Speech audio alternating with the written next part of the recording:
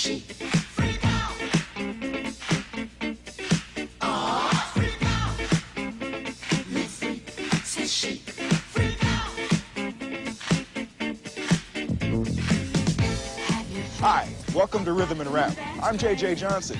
We're in Connecticut, near New York City, with the versatile writers, producers, leaders, and members of a very well-known recording group. Join me, and together we'll get to know Nile Rodgers, Bernard Edwards, and Chic.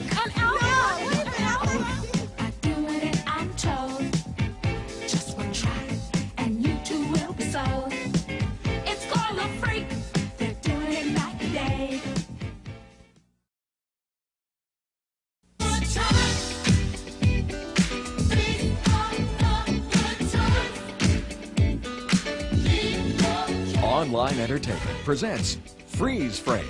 Our guests are Nile Rodgers, Bernard Edwards, and Chic.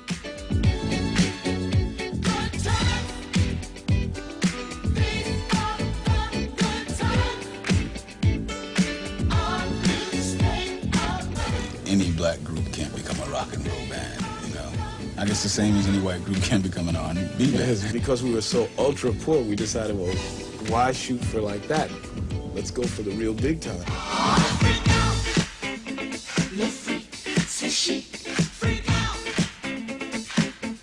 Stay tuned for the words and music of Nile Rodgers, Bernard Edwards, and Chic next on Freeze Frame.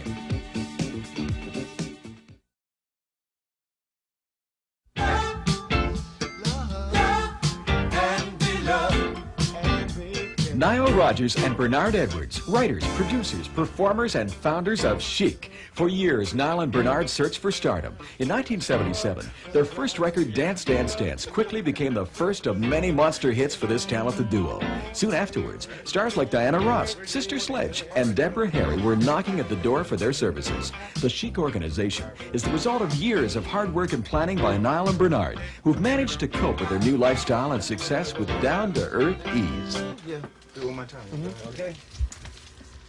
When you do a Diana Ross or a Deborah Harry or a Johnny Mathis, do you write and produce differently for each one, or do you apply the same Chic ingredients, standard, for lack of a better term, ingredients to each one?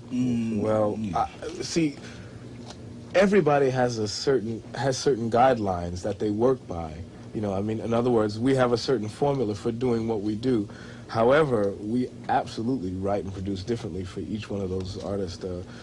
Something we spoke about earlier, that when we were younger, we didn't understand that these people had images and concepts before we even got there. So we have to understand these people's artistry and try and develop that with our interpretation of where they're coming from. It sounds a little complex, but that's really what we do. In other words, we have to understand what Debbie's about in order to write songs that represent Debbie's image. Same with Diana. Diana was, I mean, she was instrumental in teaching us that, instrumental in letting us know that, wait a minute, you know, you're writing songs for me now, and they have to represent my lifestyle or what I want to be about. And then we started getting all this pressure from outside that our songs weren't legitimate, they were lightweight, you know, they were disco, and, you know, and your art is, you know, something that's a bit more sensitive than that. Yeah, I don't want a person to walk up on me and say, all you want to do is write a hit. Of course I do, but I mean, on an album of 8 tunes, you know, I feel pretty strongly about at least 7 of the tunes, you know? So it's not like something I just do in my spare time. That's my work. I'm very serious about it. And we found that the press and a lot of the people around us weren't taking it serious. And a lot of the musicians loved us, you know, and that's the thing that kind of balanced everything off, and we started to talk to them more and to see that they appreciated and understood that we were musicians, we were writing songs, we were trying to change the sound, and we weren't just trying to make some quick money.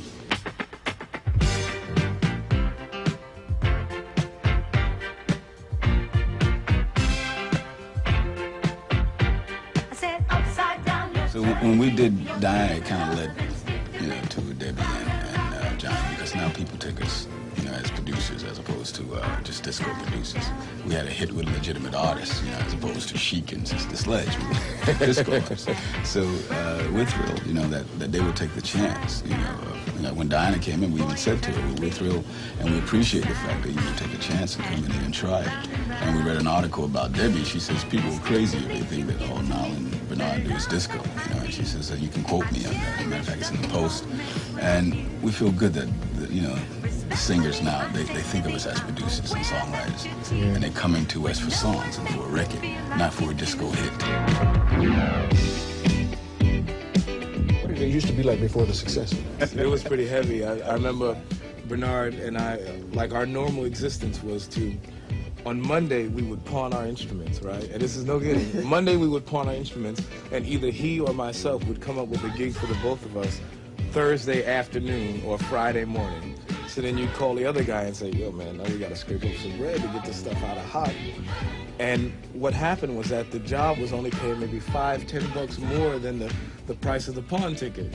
So, you know, you called your parents or your friends, and we had some real good friends, you know, and, you know, we begged for like $30 or $40. Don't worry, man, I'll give it to you Saturday, you know, night. And we would get our stuff out of hot, go play the gig, and have to put it in hot Monday again because it was only paying like $10 more than the price of the ticket. So, and it was just ongoing. We did this for like, damn man, how long? Shoot, it was ridiculous. And then one day we just couldn't make it anymore. We took the stuff to the pawn shop and couldn't get it out. And that was Bernard and I. We got really serious and we said, I mean, it may sound heavy, but to us it was really important. It was like the turning point in our lives. And we said, look, we're going to do everything in our power right now to do it. We're going to sell all of our equipment.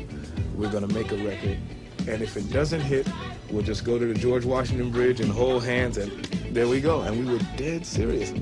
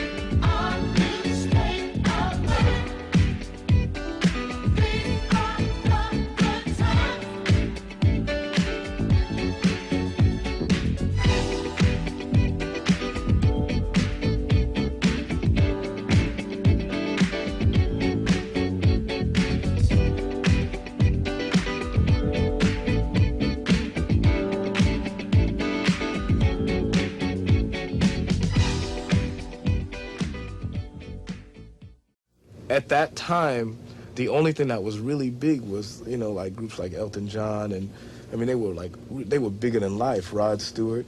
And at that time, there were really no, yeah, right, Alice Cooper was a monster, man, in those days. True, yeah. Yeah, and there was nothing really big black, I mean, like, on the same magnitude. And because we were so ultra poor, we decided, well, why shoot for like that? Let's go for the real big time. And we idolized people like Hendrix and Billy Cox and all of the early pioneers. And we said, well, why can't we do it too? I mean, we love the music, we can play it. So we formed a rock and roll band, and we made tapes and everything. And we thought the demos were pretty good. As a matter of fact, even now when we hear them, I mean, they sound pretty decent for a young band. But when the tapes got out there, it was really different. All of the companies that we gave our tapes to kept the songs and said, wow, the group is great. You know, like, now let's see them. Let's see a picture of them. And it was 5 black guys and 1 white guy. But I think eventually people will be allowed, artists, musicians, you know, singers, dancers, all of it, will basically be allowed to do what they want to do, not because of color, but because of if they do it well. You know, they should be allowed to do it. Because Jimmy did it, and Sly and them did it, and they did it very well.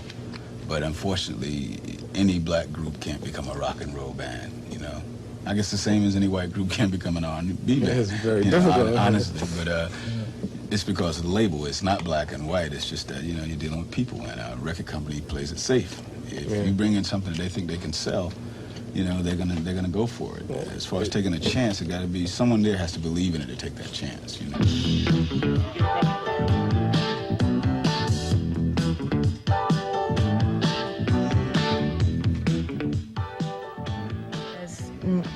Musicians, we've all sort of evolved through the same period, and we sort of have definitely been locked and identified into a certain, you know, groove, and now it's just a necessary evolution, you know, that we all wanted to do something to get us out, you know, into another area, and it just like, well, this is the opportunity. They are able to do a lot of things that they've been wanting to do in rock and roll, which they've never been able to do.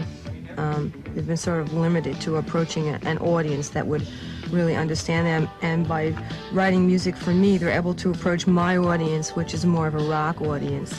So the music is much tougher, which is better for me, because I was getting really limited by this little cutesy pop business, you know, and I wanted to do like, you know, rougher kind of rock music and really branch out myself on it, just on a personal level.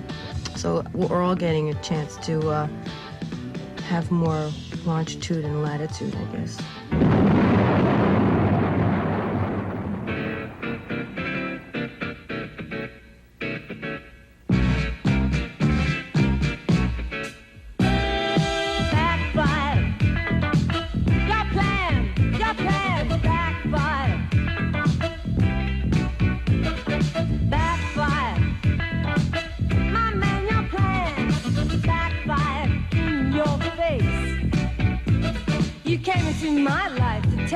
Your diplomatic drag depressed me. The glitter in your eyes undressed me. You were poly slick, really thick, wasting time, dropping lines like I could get you into movies. But we wound up at Hojo's for hamburgers to go. Backfire. Your plan. Backfire. Backfire. My man, your plan backfired in your face. To steal my mind was your objective. The way you spoke was too aggressive. The silly jokes were not impressive.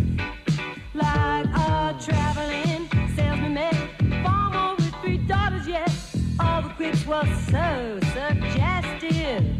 Then we ran down to Hojo's for hamburgers to go. Backfire. Your plan backfire. Backfire. My man, your plan backfire in your face. Come here, my little dear. I got what it takes. Give me just what I want. Now I'll give you a break. So I'll slip on your lips because you're talking so fast. Buying for first, crying for last. Well, come on, my little lady. Don't shoot me down. I got strong connections all over town. Just drop to a dead stop. Jerry, you were president of Atlantic Records back when Chic was first signed. What inspired you to take the group on in the first place? Well, what happened was that a friend of mine named Tom Causey, who used to do promotion in Pittsburgh when I was doing promotion in Hartford, and we both stayed very, very close friends with each other throughout the years, called me up and told me that he had just entered into a production deal and picked up a record called Dance Dance by a group called Chic, and he was in the midst of, he cut some dubs on the record, and there was a disco convention in New York at the time, and he brought the dubs around, and everybody was very enthusiastic. The disco DJs very enthusiastic about the record, and he was looking to make a deal. He came over and played me the record, and I loved the record. We had some other people come down and hear the record. They all got very, very excited, and it was like a signing within minutes. I had never met the guys. I just basically was just off of just hearing the sound of that first record. They popped with Dance, Dance, Dance, and then they never stopped. How do things like that happen? Well, it happens by... I met my wife in a club, you know. We worked in the same club. She was singing in a talent show. So we both decided that it's best that the family be kept away from, you know, most of the craziness. Because there's some nice people in, you know, in the music business, but there's a lot of bad things that I personally don't feel that I want my family exposed to. And for a person like me, I'm a very quiet person, so I want to come home to what I call normal people. You know, I don't want to come home to a child star and a wife who has 30 interviews for the weekend and can't cook dinner, you know, and I see enough of it out there, and I know what it does to people. So I'm real happy with my family. I think it's the best thing I have. It's very normal, it's very stable. So when I come off the road, I can come home and sit down and watch TV, and, you know, I'm just dad and the husband, and I'm not, you know, Bernard Edwards from Chic.